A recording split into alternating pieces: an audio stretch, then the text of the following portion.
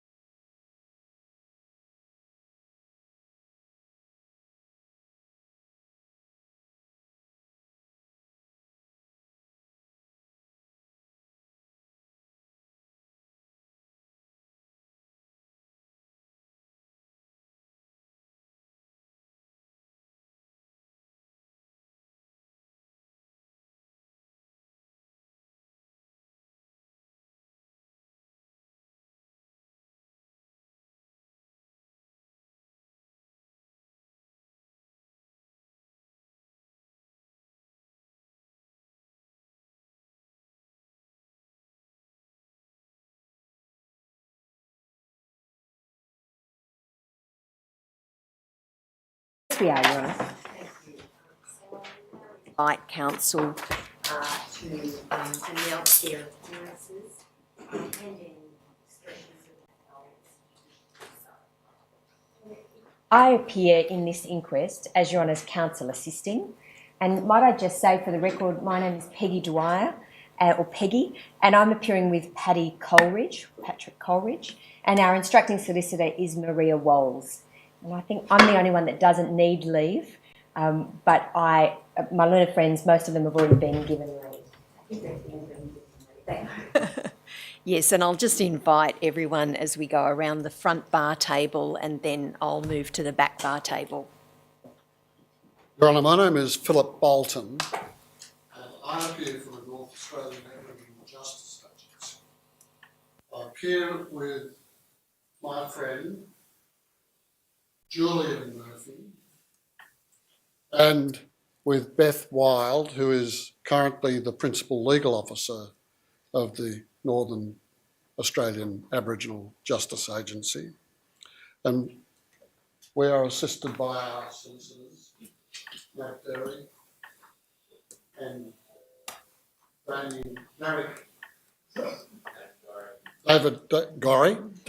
Daniel Gorry. Sorry, Daniel. And we're here with the assistance of lawyers from the Human Rights Law Centre. Nick Espy is in court, Your Honour. And can I just say at the outset, on behalf of NARJA and our colleagues, the Human Rights Law Centre, we acknowledge that the inquest is being heard on Aranda country and is being streamed to Yuendamu and throughout Australia. And we acknowledge and express our condolences to Kumanjayi Walker's family and to the Warlpiri people and the Luritja people who have lost a brother, a son, a nephew, a cousin, a loved family member. Your Honour, Kumanjayi's family and friends have endured nearly 3 years of grief and fighting for justice. They have sought answers, and it's been a tough and painful journey, and it still is. Those voices have made sure Kumanjayi's death has not been overlooked. The next 3 months are going to be very hard. And NARJA and the Human Rights Law Centre, Your Honour, wish to support you to find the truth. Many Aboriginal people have heard the voices of Kumanjayi and his family, and they all feel pain too. Everywhere in the Northern Territory, people are watching and standing with Kumanjayi's community and family, Your Honour. If Your Honour pleases, my name is Julian McMahon and I appear for the Parampurutu Committee. I'm instructed by Dugan George, and my instructor is Ophelia Holway, who's sitting in court. Your Honour, Mr. Robin Japananga Granites has already spoken about country and...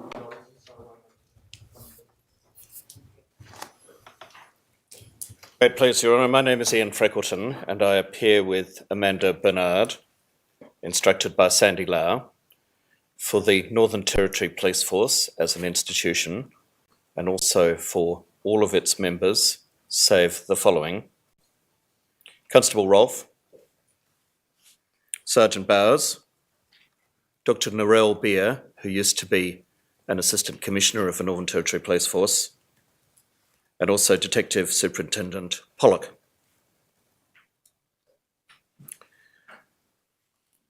We are conscious that this matter is being heard on Aranda country and being streamed to Yuendamu, and we too pay our respects to elders past, present and emerging.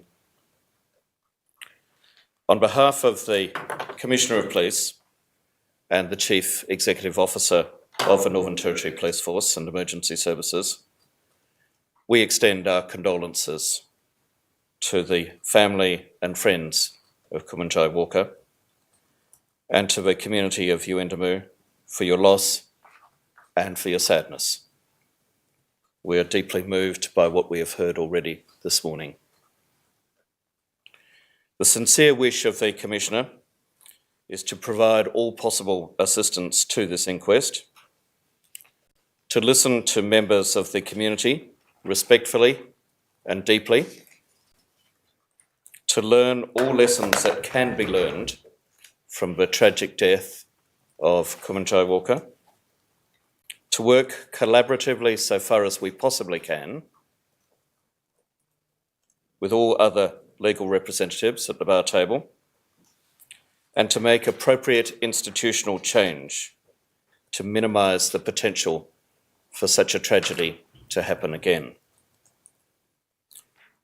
This is a death that has radiated out in its pain to many, and Your Honour has heard about that already. We'd like to say to Your Honour that that pain, we believe, is experienced right through the Northern Territory, and that includes members of the Northern Territory Police Force as well. An indication of how seriously this is being taken by the Police Force is that Deputy Commissioner Smallpage, the second most senior member of the Northern Territory Police Force, is present in court and will be here for almost all of Your Honour's inquest. That should be interpreted by the community and by all who hear us as an indication of the bona fides of the force to listen and to work with community in the interests of preventing avoidable tragedies in the future. Thank you, Honour. Your Honour, please, as I appear with my name, Junior Mr. Frank Orendo, and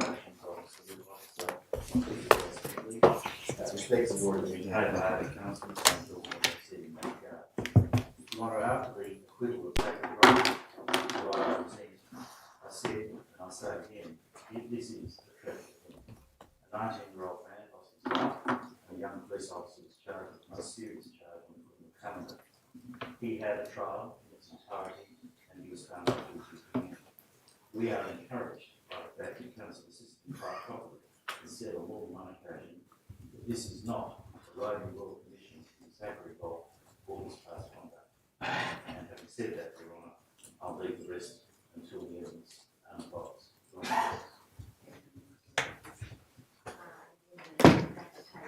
Good morning, Your Honour. If the court pleases, my name is Gerard Mullins. I appear on behalf of the Brown family with Paula Moreau, who is not present in court today, and we are instructed by Maxine Mullaney from Street Lawyers. The acknowledgement and condolences have been expressed on behalf of the Brown family, most eloquently by Ms. Fernandez-Brown, and there's nothing that I can add to that. Thank you, Your Honour. Good morning, Your Honour. My name is Andrew Bowe.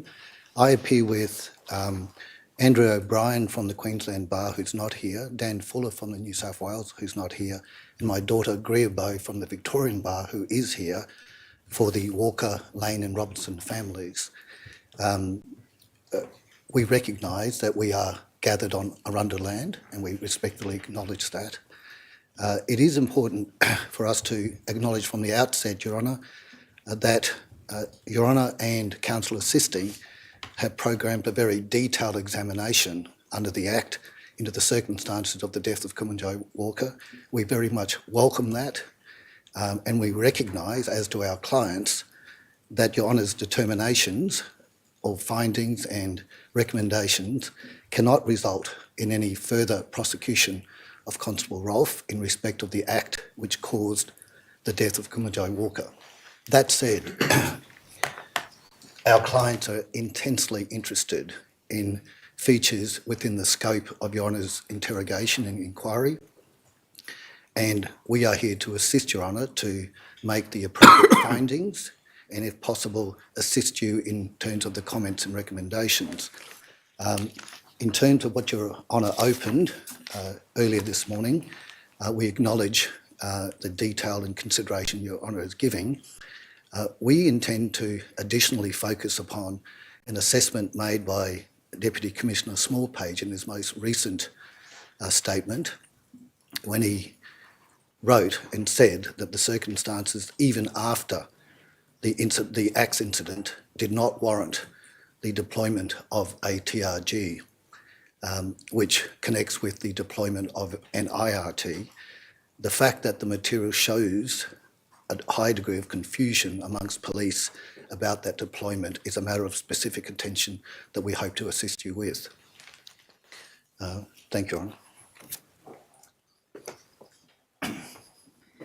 Your Honour, my name is Sally Oslands and I am here on behalf of the Northern Territory Police Association. I appear with Miss Nobbs Karkuro of the Police Association, who is not here in court today.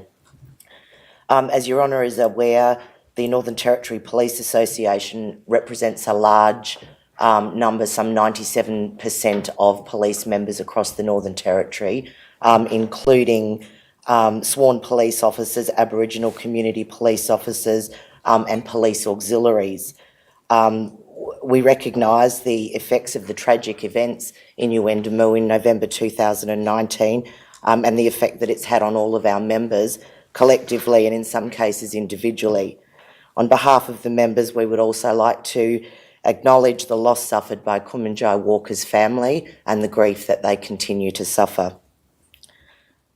The objects and purposes of the association, Your Honour, are generally speaking to engage in matters that are related to the welfare or of benefit to its members, and the association is the industrial voice for members, ensuring protection of workplace rights and including the terms and conditions of the employment.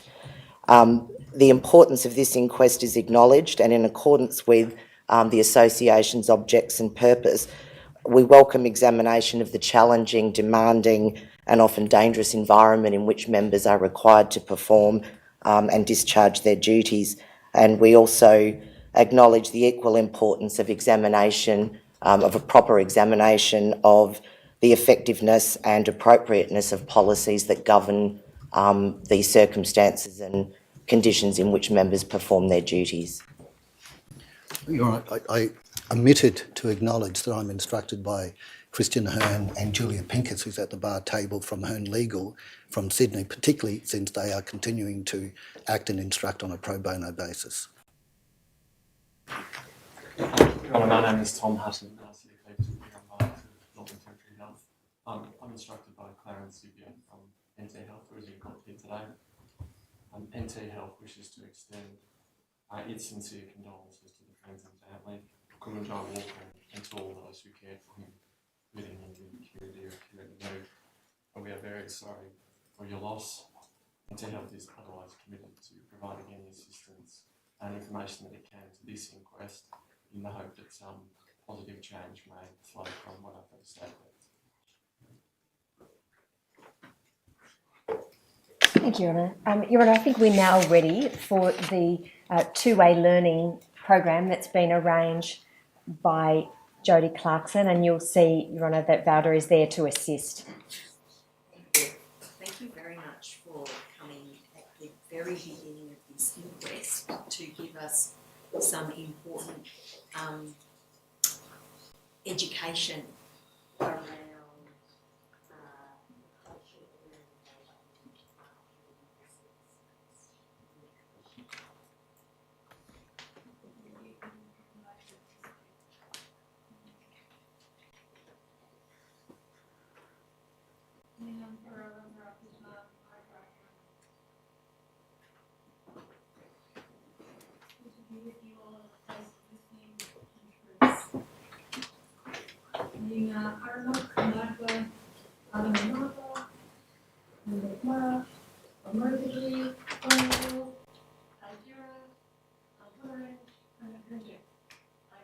Bantu Aranda people, their country, their law holders, their law, their governance and their language.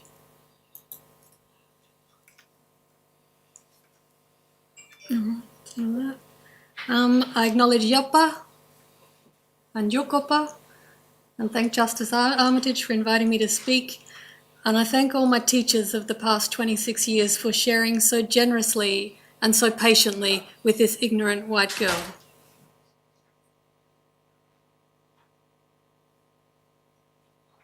We're going to have a look at our two laws side by side. We'll look at the landscape of languages here in the centre for our visitors. I'll touch on other languages that impact our communication here in this court. We'll look at Warlpiri and English, some things side by side, some concepts of human culture that are relevant, language and culture in this context, and working with interpreters who are officers of the court. Our interpreter, Val Shannon, and it was so wonderful to see her sitting up there with Justice Armitage to begin these proceedings.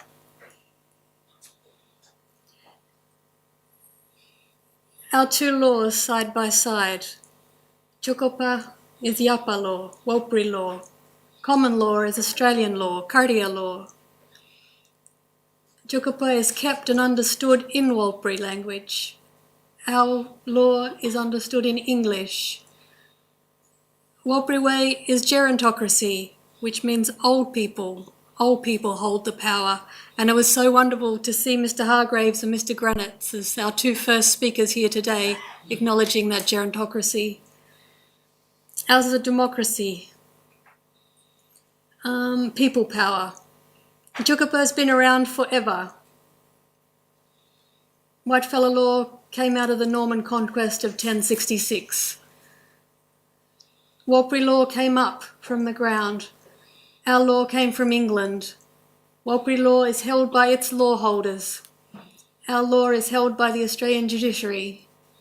Warlpiri law is held in ceremonies, songs, dances, stories and body paintings. Whitefella law is held on paper and in computers. Yapa law never changes. Whitefella law changes often. Yapa law is followed by Yapa, respected by Cardia. Common law is followed by all of us who live in this country called Australia. Someone who breaks Yapa law may be punished or banished. Same for Whitefella law. People are punished or banished. Central Australia is one of the most linguistically diverse places in the world. We have 26 languages here, belonging to 3 language groups: the Arandik group, Nagik group, and Western Desert group. Warlpiri is in the Nagik group. Most Aboriginal Territorians speak a first language at home as their first language. Many people speak 2 or 3 first languages. English is a second, third or fourth language for most Territorians. To make things a bit more complicated, there's Pidgins, Creoles and varieties of English. Pidgin's a language that began when 2 people came together who didn't understand each other's language. So words were put in place so that they could talk to each other. So if those 2 people stopped associating, the language would disappear. But if those 2 people fell in love and had children, then those children became the first speakers of that new language. There's a lot of Creole spoken in the Northern Territory. Not a lot here around Katherine, East Side Creole, West Side Creole. There's many varieties of Aboriginal Englishes. These are dialects of English. Some words have very different meanings to Australian English, my first language. Deadly means great. Cheeky means dangerous. There's many words that are completely different. Of the 7,000 languages in the world, they all have words. These words go together in sentences, and these sentences go together into conversations. At all of these levels, when we're working between languages, there's opportunities for enormous confusion and misunderstanding. All languages are complex.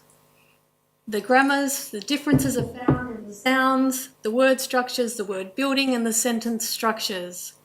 Meaning in any language is built around shared cultural constructs, not just around what one word might mean in one language, but also around a shared worldview within the group. In the way people use language, differences are extreme. Rules of politeness, accepted topics of conversation, acceptable conversation partners, the use of silence, how to seek information, vary between language groups like Warlpiri and English. understanding each other across languages is helped when English first language speakers, Gardia, when we understand the similarities and differences between the two languages. For many Warlpiri first language speakers, English is a second, a third or a fourth language, a foreign language they've had to learn as opposed to acquire in their home as children. And legal English is a foreign language for all of us who've not studied law. So, Warlpiri has 6 vowels and 18 consonants. English has 20 vowels and 24 consonants. So there's 20 different sounds between our languages to hear and to speak and to understand. This is just a snapshot of some of those. So the sounds in red don't occur in English. The sounds in grey sound to us like a B or a D or a G to we English ears. There's many differences. Within the grammatical structures, so in English we have a fixed word order. We put our subject first, our verb, and then our object. In desert first languages, the subject comes first, then the object, then the verb. These languages have suffixes. So in Aranda, for instance, there's 250 suffixes. These are little words that go on the end of words. And they do 250 different things to the word in front of them, whether they be a noun or a verb. With pronouns in English, we have those ones, I, you, he, she, and it. With desert first languages, there's extra ones. There's dual pronouns for us two, used to, those two. In English, we have articles, prepositions, and conjunctions, those joining words. These words don't exist in Aboriginal languages in the desert here. In English, we have 300,000 adjectives to talk around, in between, and complicate everything we have to say and also be poetic. Here, there's some adjectives, but simile is used in a really complex, poetic, and colourful way. Both languages have nouns, verbs, and adverbs. So, languages and cultures sit together, they're nestled together. The language incorporates the culture of its people. The words available to the speaker are only available for the concepts that are in the system of the culture of that language. New concepts that come into a language have to be explained. There isn't just one-to-one. Our culture is a bit like this tree here. What do you call that one, Valda? Yeah, what do you call this one? Korkaba? Is that right? Yeah, Kurkara. Kukara, thank you. The kukara, you see them growing down on the sandy country. They look like a hairbrush for the first 20 years because what they're doing is they're investing all their energy underneath the ground to send their roots down, sometimes kilometres, to tap into a good supply of water. So like this tree, much of our culture, some of our culture rather, is out there for the world to see, but much of our culture sits underneath the surface. So the things that are out there for the world to see are things that are not very emotional, like those things: food, dress, music, celebrations, games and arts. They're out there for the world to see, they're not very emotional. Our deep culture sits down in the roots, underneath the ground. The spoken, the unconscious rules. These kinds of things are where we confuse each other, offend each other, misunderstand each other. Some of these deep things of relevance in this room. The ones, the way we relate to one another, our ideas of what's polite and what's impolite, our concepts of time, our rules of conducting ourselves, our personal space and touching, grieving practices are different. The way we handle decision-making, the roles, theories of harm and contact. Looking or avoiding eye contact, volumes of speech and patterns of expressing our emotions. All these things vary from person to person, culture to culture. There's lots of beautiful language that describes time. across these three languages. All we've got to do is knock down these walls and have a look at the sun and which direction the shadow is pointing to know exactly what time of the day it is. This thing that sits on my wrist, meridian time, comes from a line in England. It's a Western construct that the world conforms to, but there's very different naturally ground ways of talking about time and thinking about time. So good ways to talk about time is to attach it to things in the real world, in the concrete space, before breakfast, after grand final, things that happen in the real world. Expressions of distance are quite different between English and desert languages. Attaching distance, again, to the concrete world, from here to the wall, from here to Coles. How far? From here to the table, from here to the desk. Looking at the real world rather than referring to distance in metric. Relationship words have extended meaning here in Desert Australia. Your mother's sisters are your mothers. Your mother's sisters' children are your brothers and sisters. Your mother's brothers are your uncles. Your mother's brothers' children are your cousins. And same on dad's side. There are 16 Warlpiri skin names, 8 for men and 8 for women. This name determines Yappa's responsibility to each other, to kin, to country, through Chukupa, the law. Very big law for Yappa through kinship. Cross-linguistic communication in these situations, generally people are forgiven if we all remember that we may not know what the right way is. So, Valda, how do we say I don't know? What's up there, Ngurpama? Nyupana. I don't know. So interpreting is all about listening and understanding between two languages. And we've seen how different Warlpiri and English are. Translating is reading and writing in two languages. Sometimes we Kardia get these words mixed up, but they're very different. Listening and speaking is interpreting. Warlpiri interpreters must speak both Warlpiri and English fluently and must follow the rules of interpreting, the code of ethics.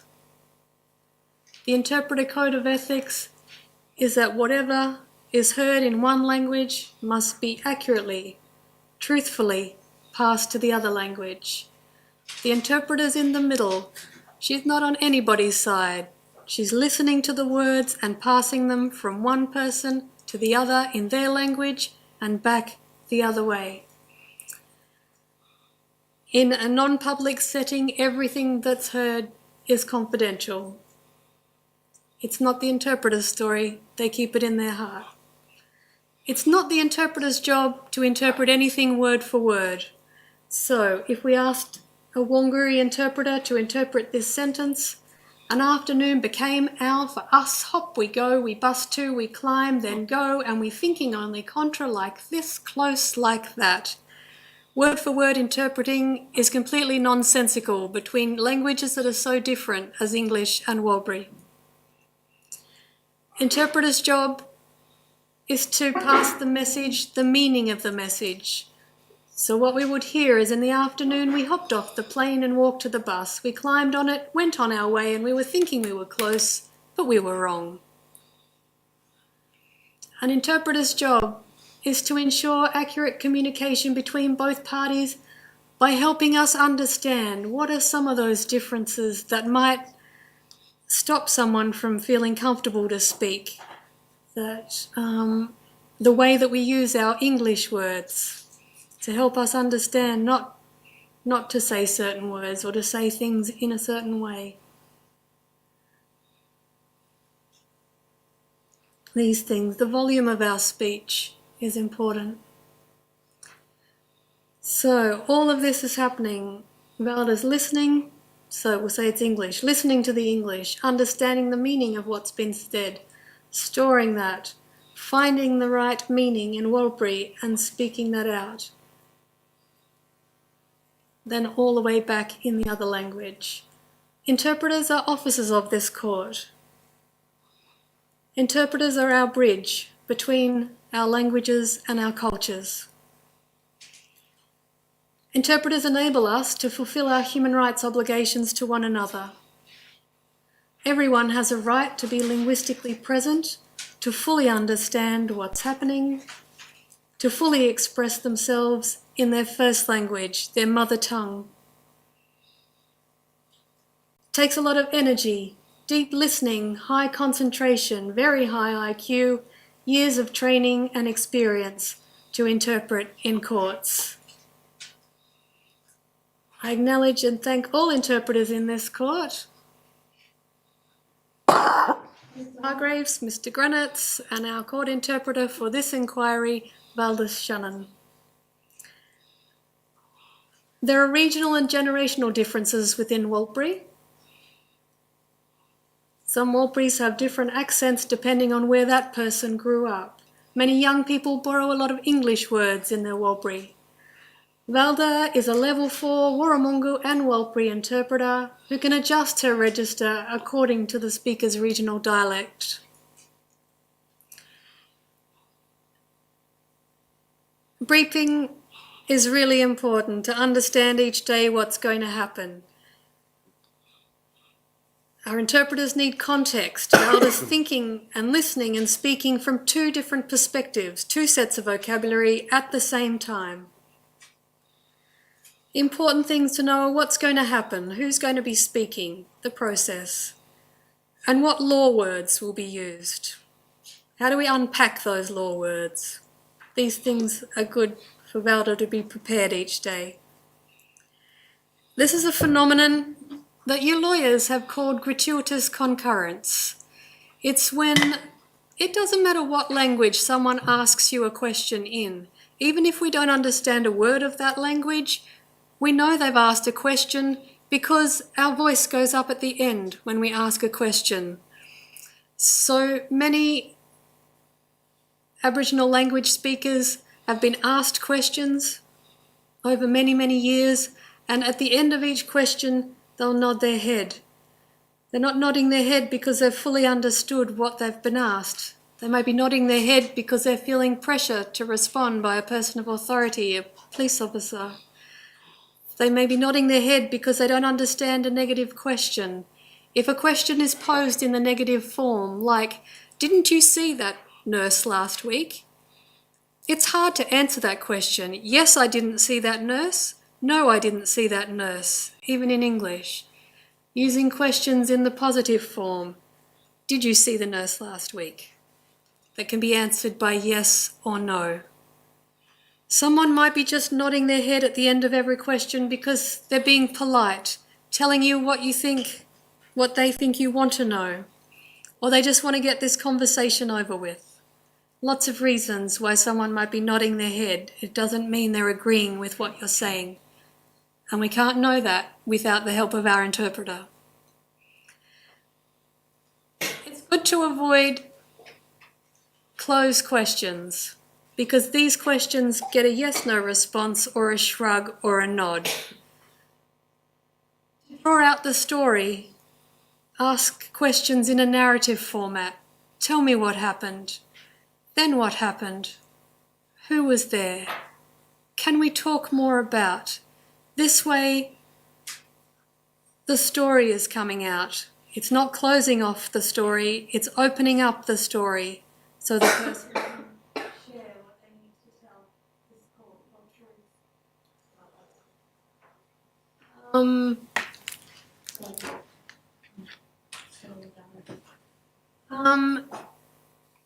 Speaking in this court, if we use clear, concise English, use narrative questions where possible, where Coronial law allows that, pause after each complete sentence, like Justice Armitage was doing this morning, good job. Please stop when Valda raises her hand. It means she needs to fully understand what you've said in order to accurately interpret. Please summarise legal arguments. These are impossible to interpret into any language. brief and debrief, and we're all learning together. We have all inherited a world made unequal by hundreds of years of empire and colonisation. Here our two laws sit together. I'm reminded of old Jammu Mitchell at Ernabella Bush Court one day. He respectfully raised his hand and said to the judge, "Excuse me, Judge, we're sitting here under my chukapa, my law, in your courtroom. Marlu and Kalaya, they're big law in my world." So that's how our two laws come together, with our red kangaroo and our emu. Neither of these animals can walk backwards, and neither can we. The next 3 months is all about truth, and truth in Walbury. Truth in Walbury, Kumanjayi, Coronial, Wangajagut. Together we can help Justice Armitage write down in her law paper the truth, the whole truth, and nothing but the truth. Thank you for listening. Thank you. Thank you, Val. Thank you to you. Thank you, Ms Clarkson, for sharing all of those learnings with us. They will be valuable to all of us over the next 3 months.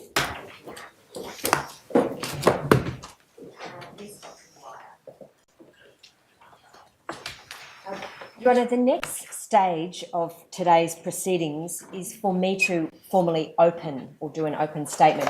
I estimate that my opening will probably take about 3 hours. Would Your Honour like me to start that now or to start after a break? I think we'll take a break and start the opening after. That please the court. Your Honour, before you take the break, there's a short matter I should like to raise with you at your convenience, perhaps after the break. I'm happy to do it now. Yes. Your Honour, we've just been hearing about the importance of truth, and an integral part of that is accuracy and respect. This inquest is taking place well beyond a small courtroom with a number of people in it, and it's important that what is said here and the subject matter of what is being traversed is accurately relayed to the general population.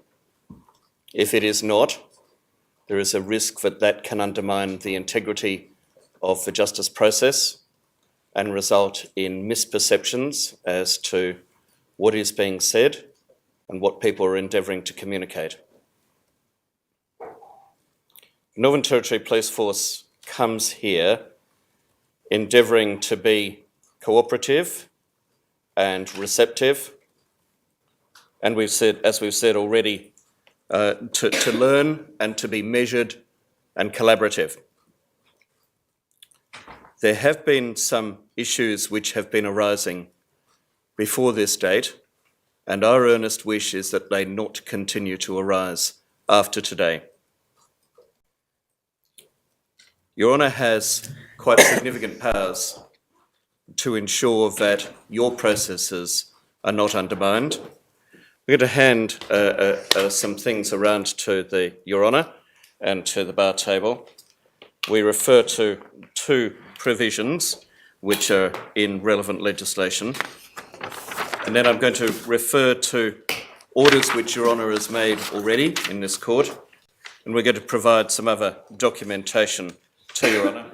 I'm not going to labour any of the points, but there is an important message which we should like to give to Your Honour and to our friends in the journalists' part of the court. Your Honour has some powers under the Coroner's Act of the Northern Territory. Those powers are there under Section 46 to inhibit any inappropriate behaviour that takes place in the precincts of the court. And it's often referred to as contempt in the face of the court. So Your Honour can impose criminal penalties for people who interrupt you or who create a disturbance or otherwise are insulting of you or the process. Those are not Your Honour's only powers. Under the Criminal Code as well, Criminal Code Act, it's clear that Your Honour's court is a court of record, and Your Honour has powers to punish for contempt of court more generally. In other words, things done or things said which may inhibit the capacity of this court to do its work and to do it fairly.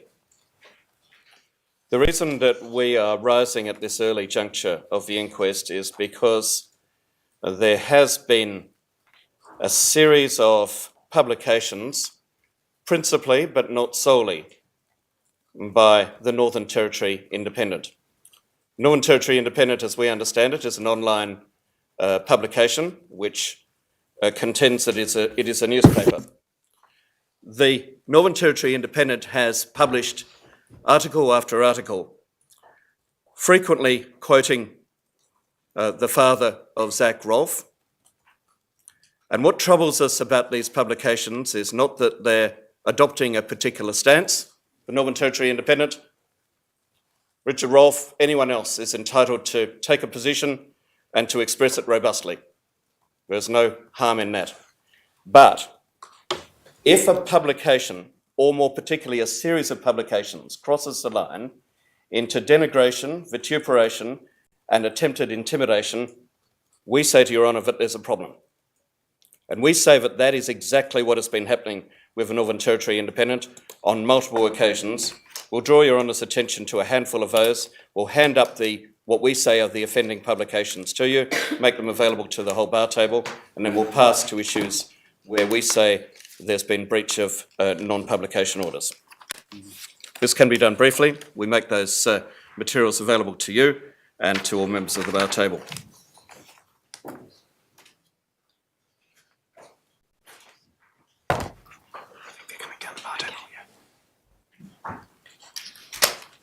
I referred, Your Honour, and these can be looked at in due course, to a campaign, and I use the word advisedly, a particular person who has been the target of the campaign, which appears to be a combined campaign on the part of Richard Rolfe and the Northern Territory Independent. The relationship between the two of them, we don't know anything about, and we propose not to speculate about it. But a target of this has been Sergeant Julie Frost, who, as Your Honour will know, was the sergeant in charge of the police station at Uendamu at the relevant time. Richard Rolfe has said on the 16th of August, published in the Northern Territory Independent, if any other police officer on the planet had been the officer in charge at Uendamu, then Walker would be alive today. He described her accounts of matters as, I quote, a litany of lies. This, Your Honour, is not constructive or accurate reporting.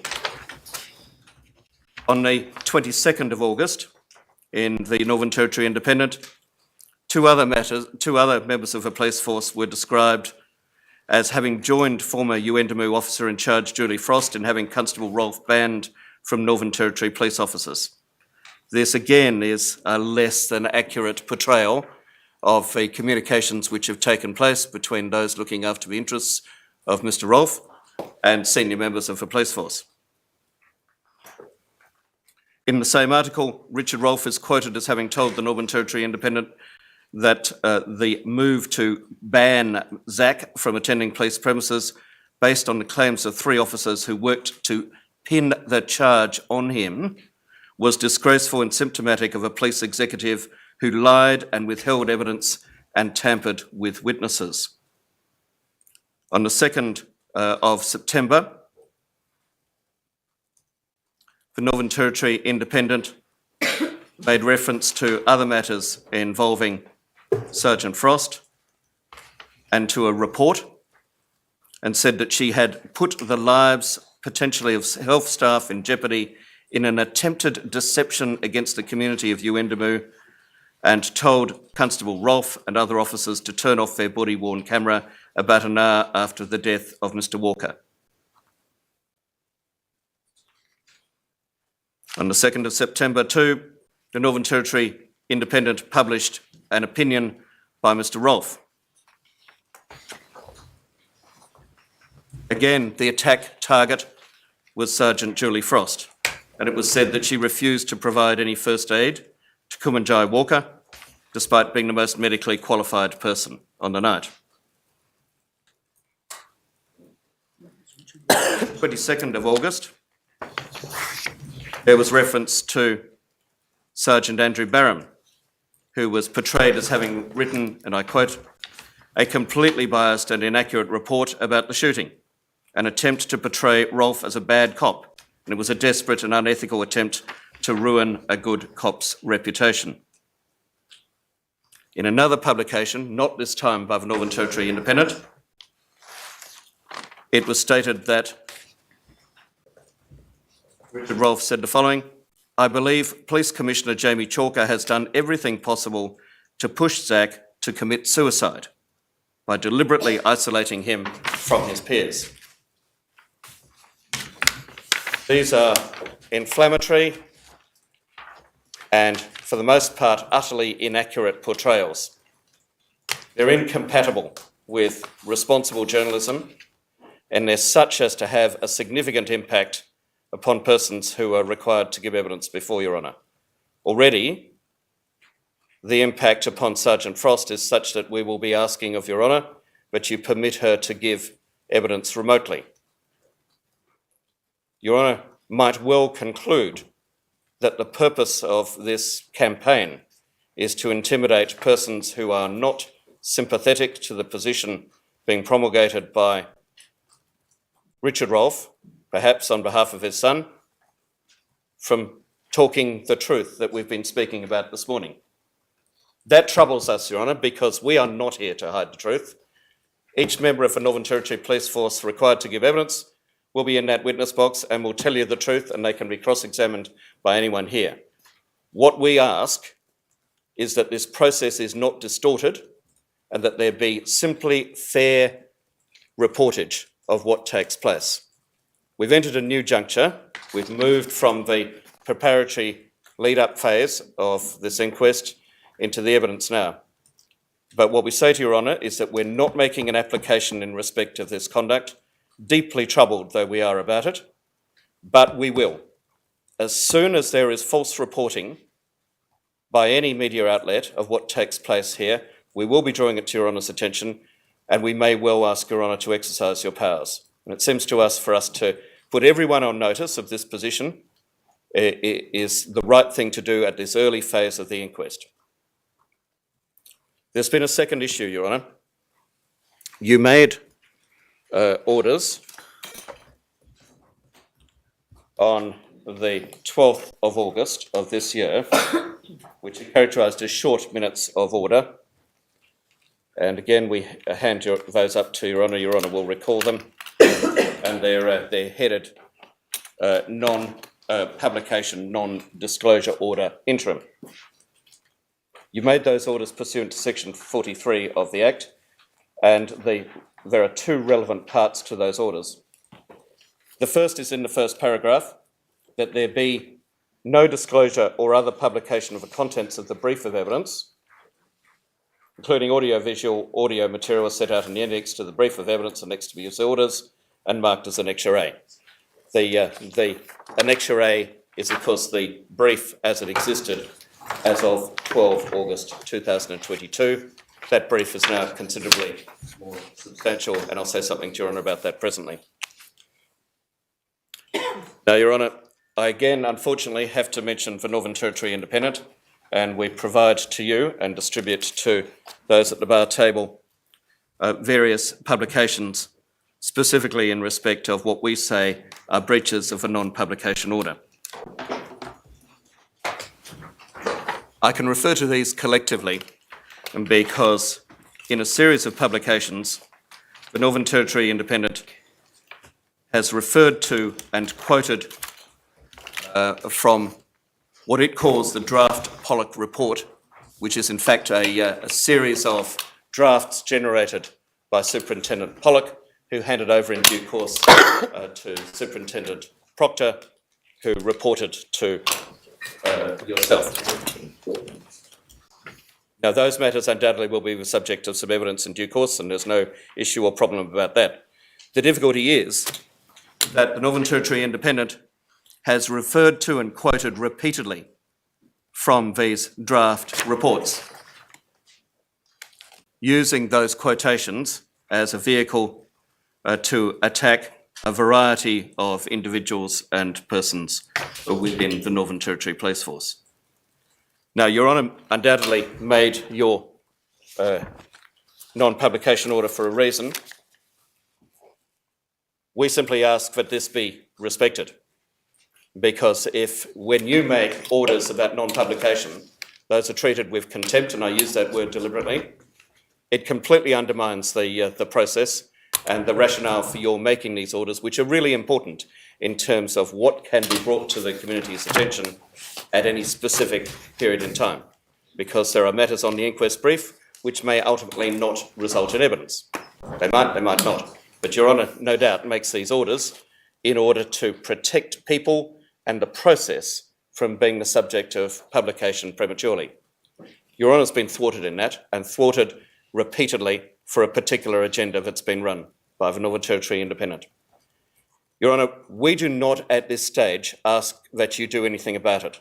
But again, we're saying to you really clearly that if this continues, we will be asking you to exercise your powers and to do so robustly so as to maintain the integrity of your process, and so that this inquest works not just efficiently, but justly for all concerned. I said I'd say something further about Your Honour's orders. These were orders that were linked to the date of 12 August of this year. The brief is now much larger. We respectfully suggest that there needs to be another interim order, and there may need to be other ones in due course, that incorporate all of the materials that are on the brief of evidence as of now, and undoubtedly there'll be more materials, so Your Honour might need to amend it from time to time. Thank you, Your Honour. That is all that we have to say for the present, but we hope that that will be constructive and may result in fewer problems from now on. Your Honour, I haven't had an opportunity to read all those articles, and I'm certainly not going to comment on everything that Dr. Freckleton has said. I understand that that the purpose of his comments to Your Honour are not to ask Your Honour to make an order at this stage, but rather perhaps to ask Your Honour to urge the media at this stage to focus on fair and accurate reporting. And may I say this at the outset, I too, as counsel assisting Your Honour, urge the media to report in a way that is fair, accurate, calm and reasonable, so that the people of Australia can understand what happened in this case and what can be done, if possible, to avoid this tragedy in the future.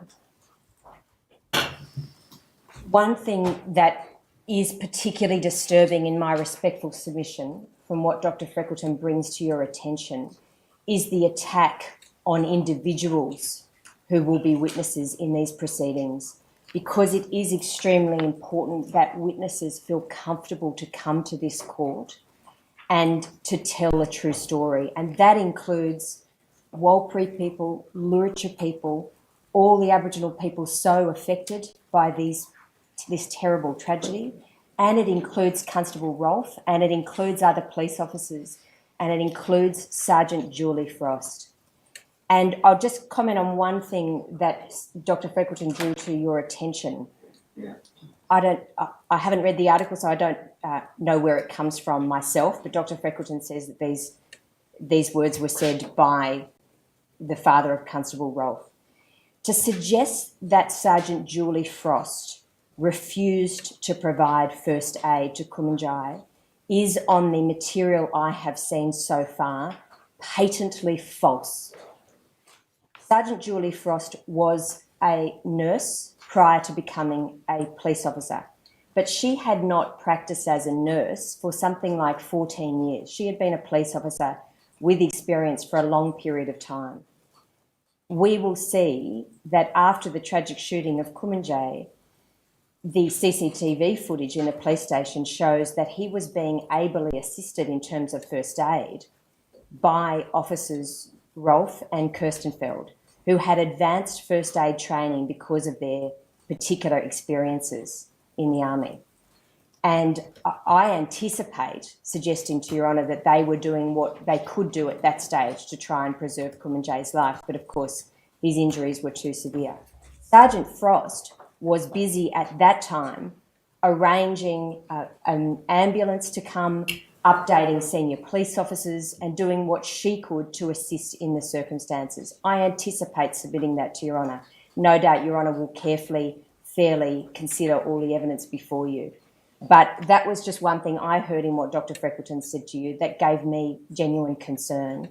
I am aware of an application by Sergeant Frost to give her evidence by AVL because she has felt, I won't speak for her, but intimidated and concerned by the articles suggesting that she has done something improper. So all I can do as Your Honour's counsel assisting at this stage, in the absence of an application, is to urge reporting that's fair and accurate. Reporting that is blaming of individuals, that is adversarial, or that is inflammatory is the exact opposite of what we try to achieve in an inquest, where this court, and I'll say this in my opening, urges witnesses to come and feel comfortable to tell the truth, to come and feel comfortable if they've made a mistake and they think they should have done something differently in the circumstances. If witnesses think that we can learn from this so that these tragic events are not repeated, then we urge them to come and feel comfortable saying, I should have done something differently on reflection.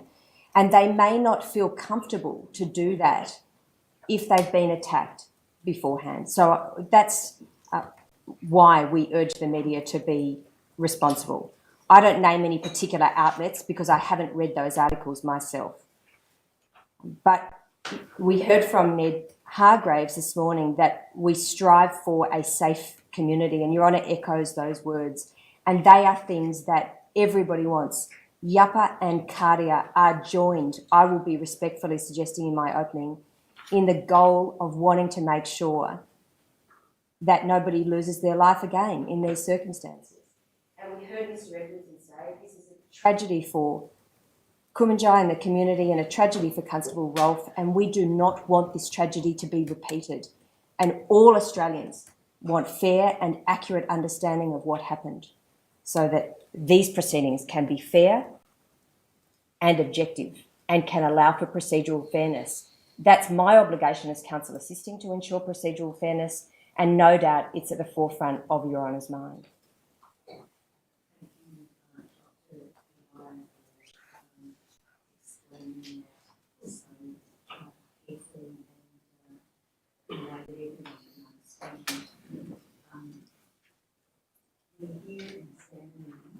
A number of issues that are complicated issues, that are complex.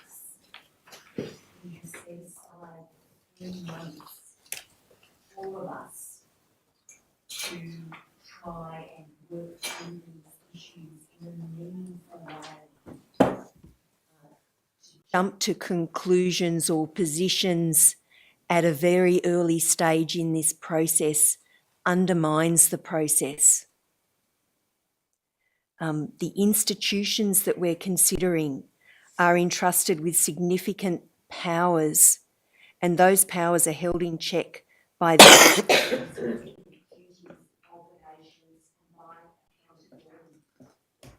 This inquest has its own power to inquire vigorously and fearlessly. That power is checked by its duties to be neutral and fair to all parties. The family and broader community and institutions are entitled to the scrutiny and process that this inquest brings. The non-disclosure orders are designed to protect the fairness and neutrality of this process and to ensure it is a safe place for witnesses to speak openly and truthfully. Anything less would be contrary to the administration of justice. The inquest is occurring in public. We are endeavouring to make it easily accessible to the affected families, to the greater public and the media.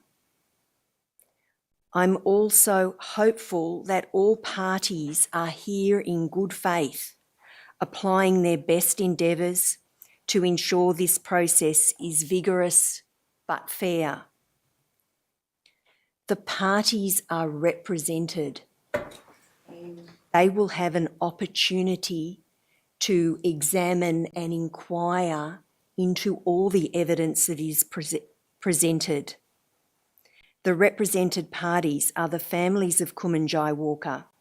Constable Rolfe is represented, the police force, the Department of Health, the Paramperu Committee, the Police Association and NAJA. Each of these parties deserves that the fair process offered by this inquest is protected and respected. I do expect that the orders that are made are complied with and not simply because they are orders, but out of respect for the process and all of the parties who are undertaking in this process. And I will consider further non-publication orders and make a ruling on that as well. But we'll adjourn now for lunch.